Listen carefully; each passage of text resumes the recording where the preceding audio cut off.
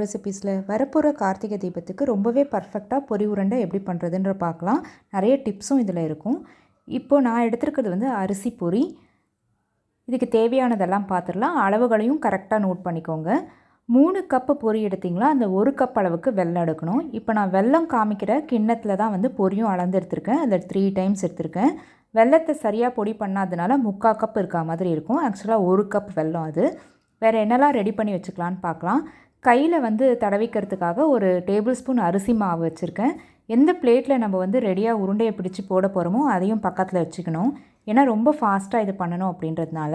இப்போ பாகு முதல்ல காய்ச்சறதுக்கு முன்னாடி ஃபில்டர் பண்ணிக்கலாம். வெல்லத்தை கரைச்சிட்டு கொஞ்சமாக தண்ணி சேர்த்திங்கன்னா ஒரு 2 நிமிஷம் சூடானதும் அது வந்து கரைஞ்சிரும். இதில் தட்டி வச்சுருக்க சுக்கும் ஏலக்காவையும் போடுறேன். நீங்கள் பொடி வச்சுருந்தாலும் அதை போட்டுக்கலாம்.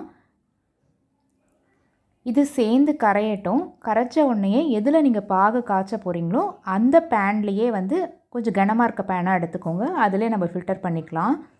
இப்போ நான் ஃபோக்கஸை கீழே இருக்க அந்த தட்டில் காமிக்கிறேன். இதில் தான் வந்து எத்தனை ஸ்ட்ரிங் வரும், என்ன கன்சிஸ்டன்சியில் இருக்கணும்னு பார்க்க போகிறோம். இது கொதிச்சிட்ருக்க நேரத்தில் கொஞ்சமாக வந்து நெய் சேர்க்குறேன், ஒரு சின்ன டீஸ்பூன் அளவுக்கு. அப்போ தான் அந்த வாசனையும் அந்த உருண்டையில் ஒரு மினுமினுப்பும் நமக்கு தெரியும். இந்த மாதிரி பபிள்ஸ் வர ஆரம்பிக்கும் போது நம்ம பாகோட கன்சிஸ்டன்சியை செக் பண்ணால் போதும். இந்த மாதிரி திக்காகும் போதுலேருந்து செக் பண்ணி பாருங்கள். இப்போ ஒரு ட்ராப் அதில் சேர்த்துருக்கேன். பால் ஃபார்ம் ஆகலை, கரையிற மாதிரி இருக்குது.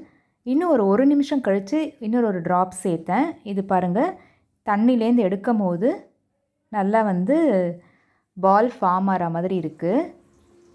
கீழே போட்டால் சத்தம் கேட்கணும். இப்போது பிகினர்ஸ்க்காக ஒரு சின்ன டிப் சொல்கிறேன். இதில் 2லேருந்து 3 சொட்டு எலுமிச்சம்பழம் சாறு சேர்த்துக்கினா நெக்ஸ்ட் ஸ்டேஜுக்கு இது போகாமல் இருக்கும், கிறிஸ்டலைஸ் ஆகாமல் இருக்கும். அதாவது பாகு முறியாமல் இருக்கும். அதுக்காக தான் இந்த ஸ்டெப்பு. இப்போ அடுப்புலேருந்து இறக்கி கீழே வச்சுட்டு நம்ம 3 பங்கு அளவுக்கு வச்சுருக்க அரிசி பொரியை கொஞ்சம் கொஞ்சமாக இதில் சேர்த்துட்டே வரலாம். கண்ணில் உங்களுக்கு பாகு தெரிகிற வரைக்கும் இதை அப்படியே மிக்ஸ் பண்ணிகிட்டே இருங்க. கொஞ்சம் வேகமாகவும் வந்து கலரணும், இல்லைனா கட்டி பிடிச்சிரும். நல்லா இதை வந்து மிக்ஸ் பண்ணி விட்டுறலாம். நம்ம எடுத்து வச்சுருக்க அளவு இந்த பாகுக்கு சரியாக இருக்கும். 3க்கு 1 பங்கு வந்து எப்பயுமே கரெக்டாக இருக்கும். நான் இது பெரியவங்கெல்லாம் சாப்பிட்றாங்கன்றதுனால இதில் வந்து பொட்டுக்கடலை, தேங்காய், கொப்பரை எதுவுமே சேர்க்கலை. அதெல்லாம் வேணுனாலும் நீங்கள் சேர்த்துக்கலாம், அளவுகள் மாறாமல். இப்போ உருண்டை பிடிக்கிறதுக்காக கையை நம்ம ரெடி பண்ணிக்கலாம். அரிசி மாவு தடவி. எங்கள் வீட்டில் முதல்ல கோபுரமாக பிடிக்கிற பழக்கம் இருக்கிறதுனால நான் ஃபஸ்ட்டு இதை செஞ்சிடுறேன். இந்த ஷேப்புமே எவ்வளோ நல்லா வந்திருக்குன்னு பாருங்கள். அப்போது உருண்டையாக பிடிக்கிறது இன்னுமே ஈஸியாக இருக்கும். இதை முதல்ல வந்து 2 பிடிச்சிட்டு மீதி இருக்கிறது எல்லாத்தையுமே வந்து உருண்டைகளாக பிடிச்சிடலாம். கை பொறுக்கிற சூடு இருக்கணும், ஆனால் ரொம்ப சூடு ஆறிட்டால் நமக்கு உருண்டை பிடிக்க வராது.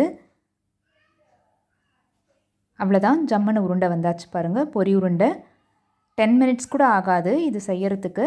கொஞ்சம் நம்ம ஃபாஸ்ட்டாக ஆக்ட் பண்ணால் போதும். எல்லா பொரி உருண்டையும் இப்போ பிடிச்சி முடிச்சாச்சு. நம்ம பிடிக்கிற வரைக்கும் பாகும் அதே கன்சிஸ்டன்சியில் இருந்தது. அதுக்காக தான் அந்த 2 சொட்டு எலுமிச்சம்பழ ஜூஸு. ஆறுனதுக்கப்புறம் டைட்டாக ஒரு கண்டெய்னரில் ஸ்டோர் பண்ணி வச்சுக்கோங்க.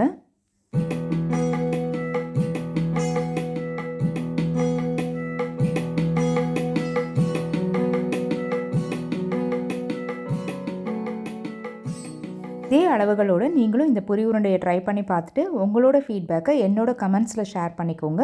இது பிடிச்சிருந்தால் ஒரு லைக் கொடுங்க. நம்ம சேனலையும் சப்ஸ்கிரைப் பண்ணிக்கோங்க. தேங்க்யூ.